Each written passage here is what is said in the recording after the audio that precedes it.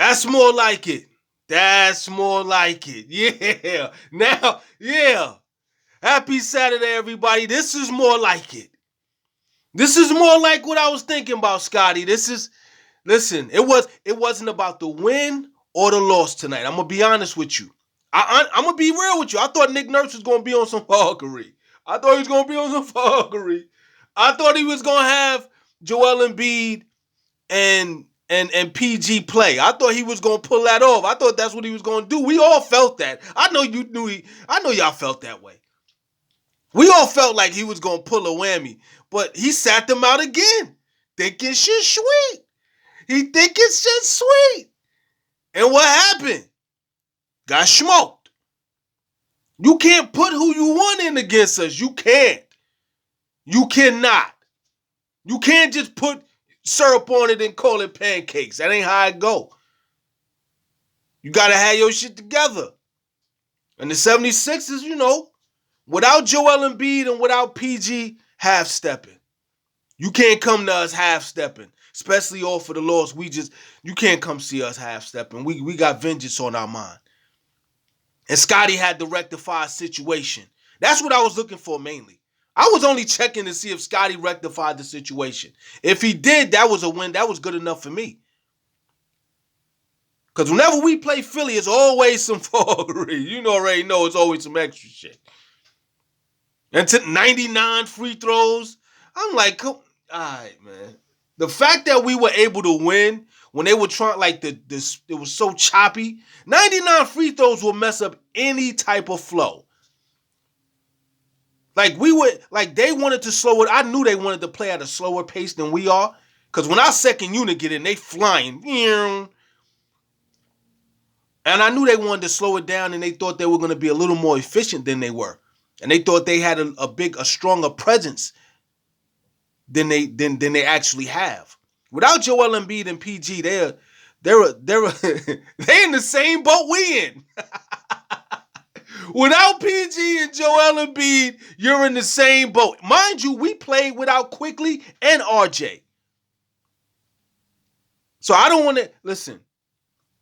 I needed to see this one.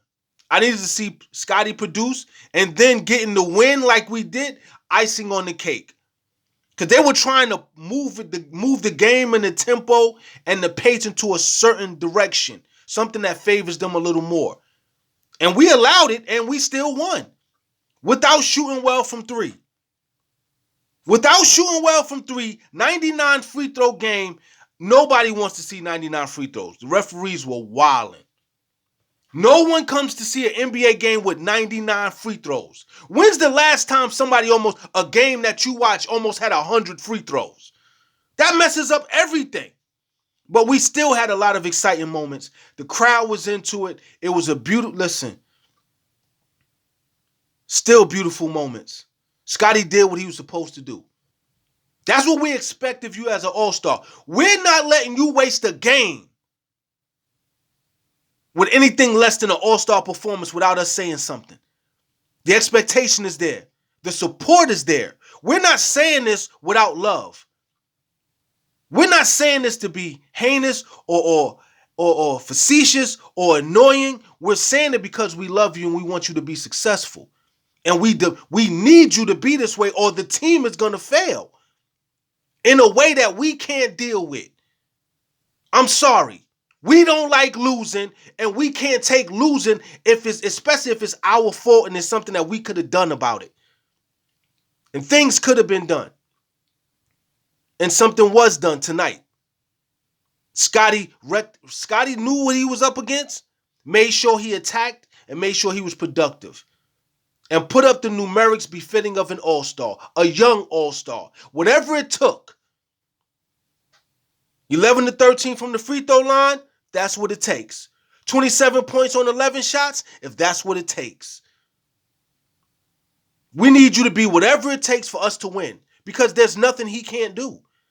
It's not like you are a complete basketball player. You can do everything. So why not do everything? But you have to understand, scoring is important. Magic Johnson wasn't a scorer.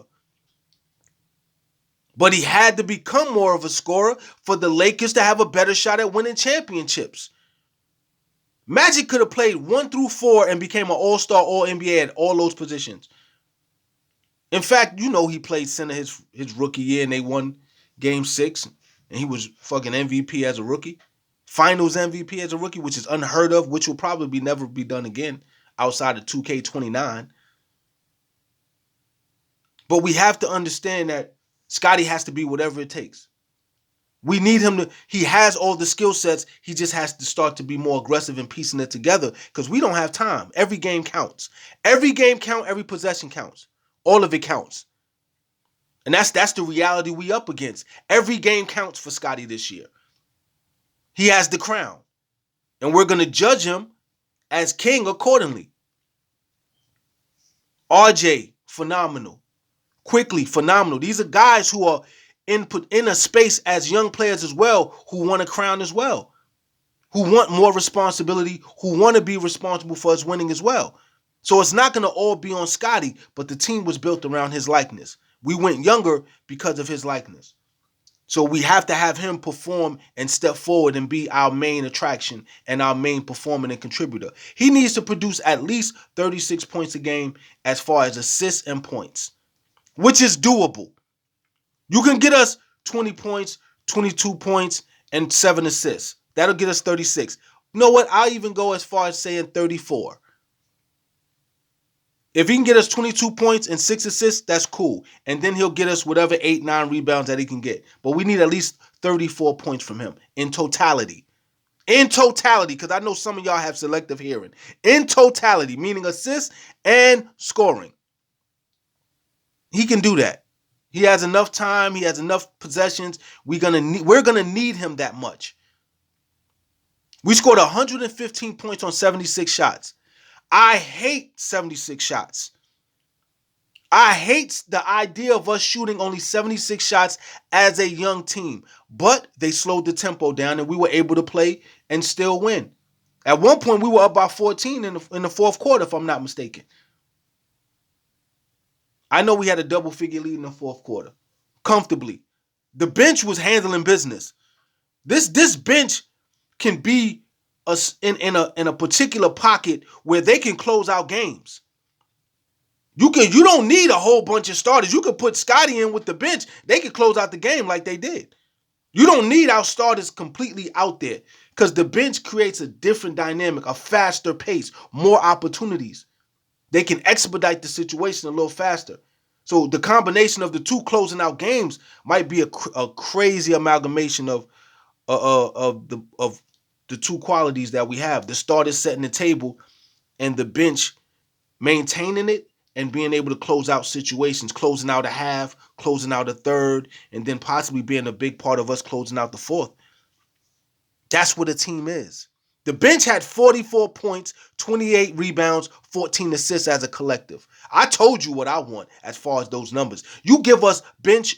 If our bench could put up Giannis numbers, those all-star, all-NBA numbers, 32, 12, and 6, we're going to be fine. We're in the preseason, we were putting up Wilt Chamberlain numbers. And now with a 44, 28, and 14 performance as a collective, they're gaining momentum. People are noticing. You can't just put whoever you want out there and think you could play it. They're going to force the tempo no matter what. In a game where there was 19 free throws and the pace was choppy, 18 fast break points. The only thing that comes with us forcing the tempo and getting those fast break points is turnovers. We had 27 turnovers. We got to get those turnovers down to 17. And that's going to come with time. But when you're playing faster, you're making more mistakes. But you're also making things happen faster also. So we'll take the good and the bad. We'll take both. The Sixers were able to get 28 points off our 27 turnovers. And these motherfuckers had 53 free. Who has 53 free throws?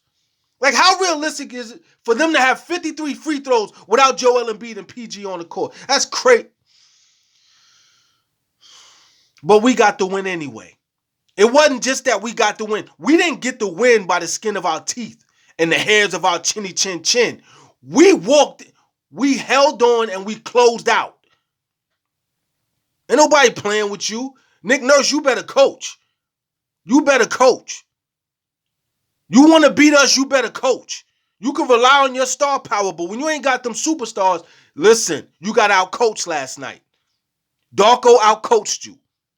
And we already know, in order for the Sixers to go anywhere, they have to be able to win without Joel Embiid and PG.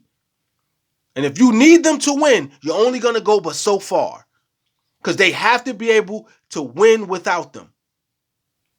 In order for them to utilize those abilities going into the playoffs, because they already have a winning culture. They don't have that yet. They don't have that at all. They have to build up to winning without them. And that's what Nick Nurse is trying to do. Figure out how to get this team to win without those two stars.